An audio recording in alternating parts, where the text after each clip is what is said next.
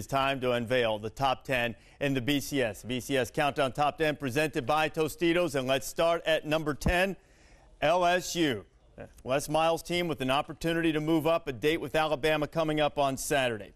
Just ahead of the Tigers, Wisconsin. The Badgers probably positioned better than anyone in the Big Ten in terms of getting an automatic berth into a BCS game, into the Rose Bowl in this case, barring complete chaos. At number 8, Oklahoma. The Sooners, previously number 1 in the BCS. After losing to Missouri, they fell. Now back up to number 8 after taking care of business on Saturday. At number 7, just ahead of the Sooners, potentially these two could meet in the Big 12 championship game. A long way from that, but Nebraska, after a dominating performance against Missouri, checks in at number 7. The highest-ranked team among the teams with 1 losses, the reigning national champions, Alabama. They go to LSU. They have a date with Mississippi State and also with Auburn in the regular season finale. At number 5, you notice a theme here?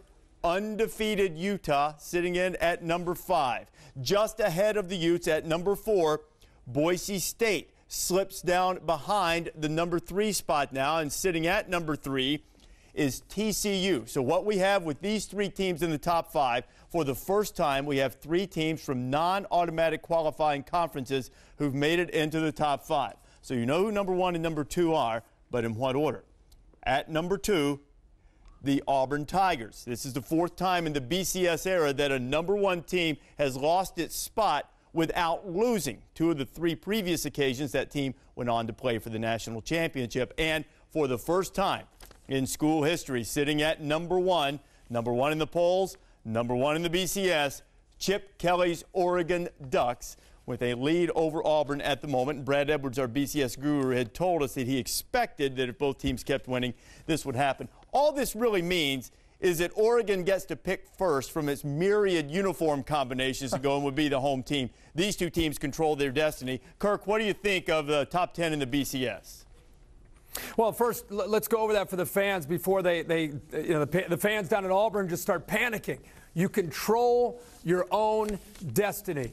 You win out, you're in the national championship. Oregon wins out, they're in the national championship. Interesting to see TCU with the move over Boise State. Think about it, and I can't wait to hear what Brad says. TCU and Utah, if the Horned Frogs beat Utah sitting at 5, you've really got to wonder what that could eventually do to them big picture. But I go back to Alabama. One of the teams in front of them will lose this weekend. Let's say, for argument's sake, it's Utah. So now you have TCU and Boise State.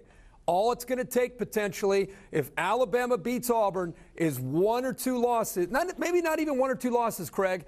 It may just take guys like you who say, and I may agree with you in this case, if Alabama's sitting there with an SEC championship and they're 12-1, I think there's a real good chance they're going right by undefeated Boise State, undefeated TCU, and they could get right back up in there. I'll have to wait to hear from Brad, but I think Alabama controls their own destiny. Well, Herbie, I have a hard enough time projecting to where I'm going to be this week, so I can't I can't go beyond the Iron Bowl. I'm going to sit with this week here. You know what I was impressed by is Nebraska and what happened there with Nebraska. You beat a very good Missouri team that was highly thought of, right? Yeah. And sure enough, they come in here at number 7. And the other thing that's on my mind is watching this Big Ten, because as Herbie said earlier, they're in a real fiasco there at the end of this season. If there's a 3-way tie, and it comes into play the BCS rankings. So with Wisconsin there and a real winnable schedule, a healthy team that's fresh now after a bye, it's going to be impressive to watch them.